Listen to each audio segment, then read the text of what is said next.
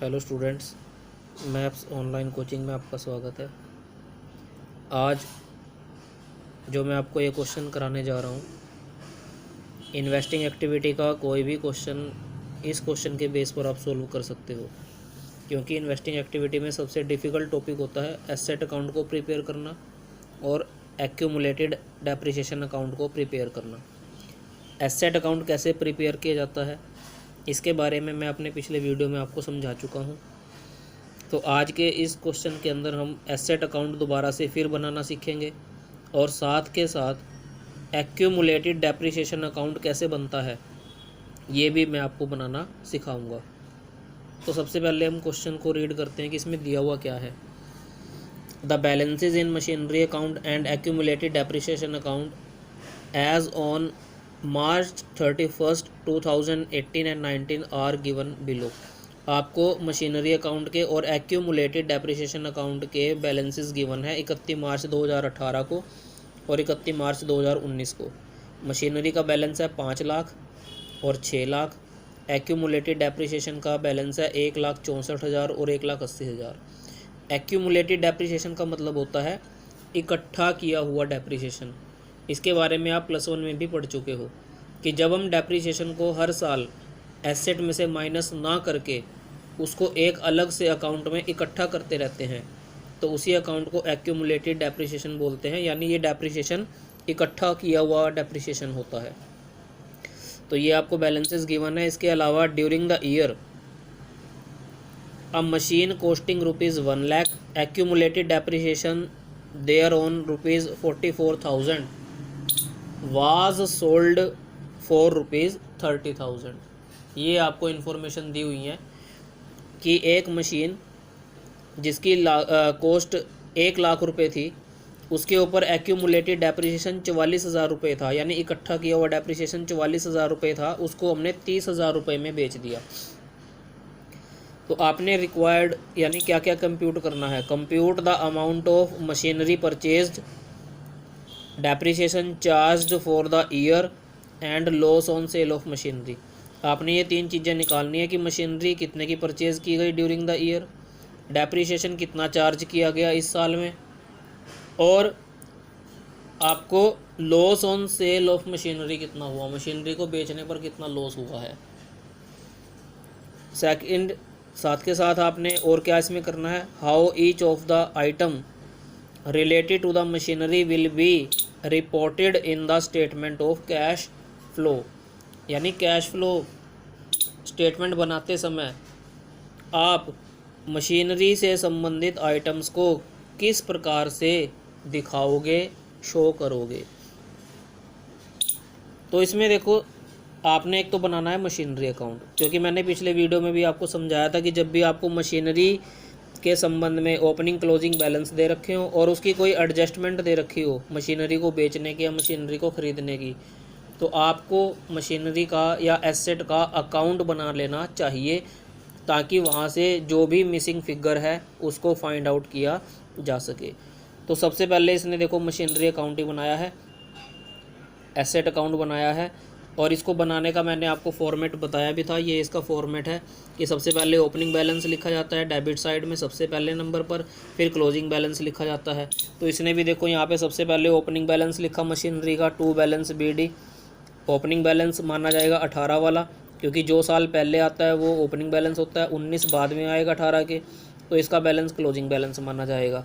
तो ये opening balance लिख दिया इसने, टू बैलेंस BD। ये क्लोजिंग बैलेंस लिख दिया बाय बैलेंस CD। इसके बाद मैंने कहा था कि 3 चीज़ें इसमें और दिखानी होती हैं। एक दिखाना होता है डेप्रिसिएशन, एक दिखाना होता है बाय बैंक सेल, और एक profit and loss, loss on sale. Profit अगर लॉस हुआ है तो क्रेडिट साइड में, प्रॉफिट हुआ है तो डेबिट साइड में उसको शो किया जाता है। तो यहाँ पर आप देखिए, सबसे पहले इसने वही डेप्रिसिएशन शो कर दिया। 44,000 डेप्रिसिएशन लगा हुआ था उस मशीनरी के ऊपर, ये 44,000 डेप्रिसिएशन आपको दिया हुआ था, ये इसने यहाँ पे शो कर दिया। इसके बाद बाय बैंक सेल, कितने में बेची गई वो मशीनरी, 30,000 में, और इसको बेचने पर कितना प्रॉफिट या लॉस हुआ। इसके बेचने पर प्रॉफिट या लॉस को हम कैसे कैलकुलेट करते हैं, ध्यान से सुनना, इसको कैसे कैलकुलेट किया जाता है। सबसे पहले मशीनरी की कॉस्ट में से जितना भी इसके ऊपर डेप्रिसिएशन लगा हो उसे माइनस कर दिया जाता है। मशीनरी की कॉस्ट थी 1,00,000, डेप्रिसिएशन उसके ऊपर लगा हुआ था 44,000, तो पहले 1,00,000 में से आप 44,000 लेस करोगे तो आपके पास आएगा 56,000, तो वो उसकी रिटर्न डाउन वैल्यू होगी।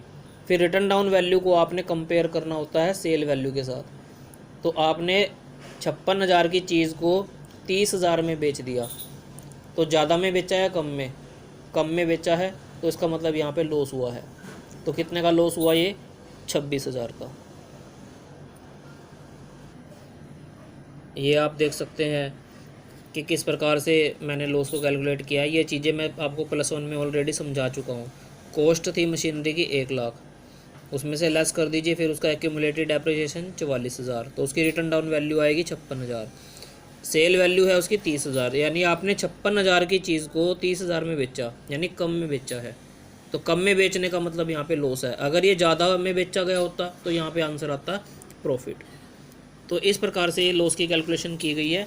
तो ये हमने सभी चीज़ों को यहाँ पे दिखा दिया। सेल वैल्यू 30,000 दिखा दी हमने, बाय बैंक सेल में डेप्रिसिएशन दिखा दिया, और लॉस में आ गया 26,000। तो यहाँ से आपका आंसर आएगा बैलेंसिंग फिगर। ये आपका आंसर आएगा यहाँ से 2,00,000 परचेज़। ये मैं आपको बता चुका हूँ कि अगर आपको सेल क्वेश्चन के अंदर दी हुई है तो आपका आंसर परचेज़ आएगा। अगर परचेज़ दे रखी हो बाय द वे तो आंसर सेल निकलता है। तो 2,00,000 आपका आंसर आएगा यहाँ से। तो इस प्रकार से ये मशीनरी अकाउंट बनाना था, और मशीनरी अकाउंट बना के यहाँ पर इसने पूछा था कि कितनी मशीनरी परचेज़ की गई, तो वो हमने परचेज़ निकालनी थी। दूसरी चीज़ इसने पूछी है यहाँ पर depreciation charged for the year, कि कितना डेप्रिसिएशन ड्यूरिंग द ईयर लगा। तो मैं आपको बता दूं, ये जो 44,000 डेप्रिसिएशन है ये ड्यूरिंग द ईयर डेप्रिसिएशन नहीं है, ये बेची हुई मशीन का इकट्ठा किया हुआ डेप्रिसिएशन होता है। एक्यूमुलेटेड डेप्रिसिएशन है ये, इकट्ठा किया हुआ। लेकिन यहाँ पर पूछा गया है साल के दौरान कितना डेप्रिसिएशन लगाया गया, तो उसके लिए आपको सबसे पहले देखना पड़ेगा एक्यूमुलेटेड डेप्रिसिएशन अकाउंट का परफॉर्मा। तो एक्यूमुलेटेड डेप्रिसिएशन अकाउंट कैसे बनता है, ये देखिए। इसका परफॉर्मा इस प्रकार से, पर्टिकुलर अमाउंट, इसमें भी कॉलम यही होंगे। इसमें ओपनिंग बैलेंस को लिखा जाता है क्रेडिट साइड में, क्योंकि ये होती है लायबिलिटी। एसेट जो थी वो थी एसेट आपकी, ओपनिंग बैलेंस इसका डेबिट में था, लेकिन इसका आएगा क्रेडिट साइड में सबसे पहले नंबर पे। और क्या लिखा जाएगा? By balance BD।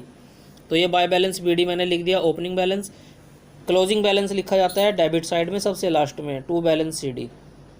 उसके बाद आपने यहाँ पर लिखना होता है डेप्रिसिएशन ऑन एसेट सोल्ड, बेची हुई मशीन का डेप्रिसिएशन, टू एसेट अकाउंट के नाम से। तो आपके पास आंसर आ जाएगा bye depreciation account current year का डेप्रिसिएशन। तो अगर आपको ये वाला डेप्रिसिएशन दे रखा है बेची हुई मशीन का, तो आंसर आएगा करंट ईयर का डेप्रिसिएशन। अगर करंट ईयर का डेप्रिसिएशन दे रखा है तो आंसर आएगा आपके पास बेची हुई मशीन का डेप्रिसिएशन। ये चीज़ ध्यान रखना है इसमें कि एक चीज़ दे रखी है तो दूसरी निकल जाती है। तो इस क्वेश्चन में आपको बेची हुई मशीन का डेप्रिसिएशन तो दिया हुआ था, तो आपने करंट ईयर का डेप्रिसिएशन निकालना था। तो ये देखिए इसने बना रखा है एक्यूमुलेटेड डेप्रिसिएशन अकाउंट। सबसे पहले इसका लिखा है इसने opening balance by balance BD, फिर क्लोजिंग बैलेंस सबसे लास्ट में डेबिट साइड में टू बैलेंस CD। एक चीज़ का ध्यान रखना, ओपनिंग बैलेंस को हमेशा BD ही लिखा जाएगा, ब्रॉट फॉरवर्ड, और क्लोजिंग बैलेंस को आपने CD लिखना है, कैरिड फॉरवर्ड। तो ये बैलेंस आपको दिए हुए क्वेश्चन में 1,64,000 और 1,80,000। ये यहाँ पर 1,64,000 ओपनिंग बैलेंस, 1,80,000 क्लोजिंग बैलेंस।